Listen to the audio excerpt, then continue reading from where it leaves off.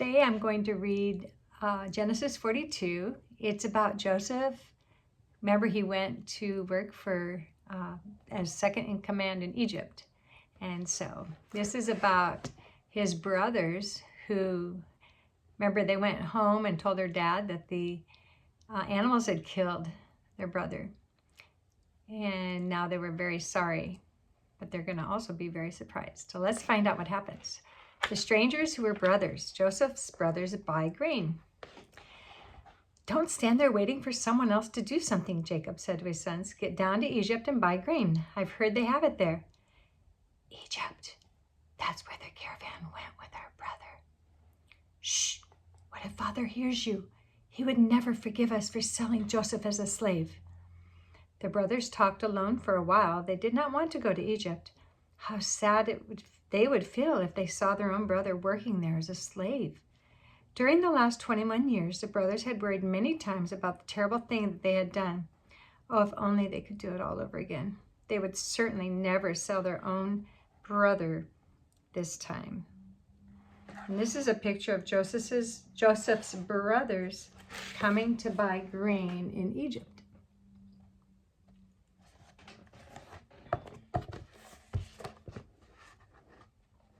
Many others are also coming to buy grain. And here they are. This is another picture of them coming to where Joseph is. We must go. We haven't had much food all this year. I hear it's this way in all of the countries. The only country with grain is Egypt. If we don't buy grain in Egypt, we'll all starve. So the brothers left for Egypt. But young Benjamin stayed at home. Jacob would not let him go. Benjamin and Joseph had been the only children of his wife, Rachel. Now that Joseph was gone, Jacob would certainly not let anything happen to Benjamin. The trip to Egypt took many days. How tired and hot the brothers were as they rode into the strange country. Where can we buy grain? They asked some people. You must see the governor, the people answered. He's the ruler of all Egypt. The governor. Why must we see such an important man? The brothers asked the way to the governor's palace and went on their way. But they were afraid as they came near the beautiful building. They had never been in a palace before. They had never met a governor of a great country. Look at the beautiful things, one of the brothers said as they were led into the palace. The governor must be a very great man.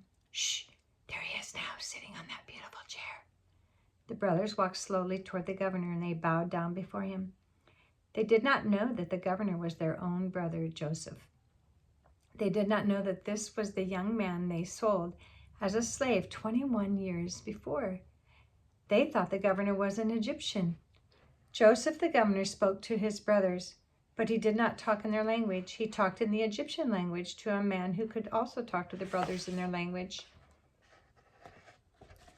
Where did you come from? Joseph asked. He spoke to them as though he had never seen them before. We come from Canaan, they answered. We want to buy some grain. Joseph looked at his brothers, bowing down before him, and then he remembered the dream which he had dreamed many years before, when their bundles of grain bowed down before his. These brothers had sold him as a slave because they had hated his dream. Had his brothers changed? Were they sorry for what they had done? Joseph would find out, and then he would teach them a lesson they would always remember. You are spies. You have come to see how weak our country is. Here he is, telling him that. No, we just want to buy grain. We're brothers. There were 12 of us. One is gone. The other is at home. Bring him here, said Joseph. Then I will know you are telling the truth. Joseph had all his brothers put into prison for 3 days. He wanted them to know what it was like to live in an Egyptian prison, just as he had done for several years. After 3 days, Joseph had his brothers brought to him again. One of you must stay here in prison. The others may go home with the grain, but you must bring your youngest brother here, or the other brother will stay in prison. Reuben turned to his other brothers. He spoke to them in their own language. He did not know Joseph could tell what he was saying. Didn't I tell you not to hurt Joseph? You wouldn't listen to me. Now we're being punished for hurting him. When Joseph heard that, he turned away from his brothers and cried like a little child.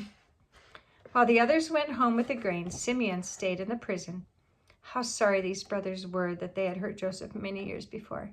How they wished they could see him again and tell him they were sorry. But now they thought it was too late. The brothers were very quiet as they made their way homeward toward Canaan. What would happen to Simeon? Why did the governor want to see Benjamin? And would their father let Benjamin come back with them to Egypt? The more they thought about these things, the more afraid their brothers became. That night, as they stopped to make camp, one of the brothers opened his sack of grain. Look, my money is in the sack. Quickly, the other brothers opened their sacks too, and in each sack was the money the brothers had paid for the grain. Now the brothers were more afraid. Oh, what has God done to us? They whispered. Little did they know what more God would do. What a circumstance. They could be blamed for taking the money back, or they could be blamed for a lot of things. It'll be interesting to see what they learn from Joseph. Next time.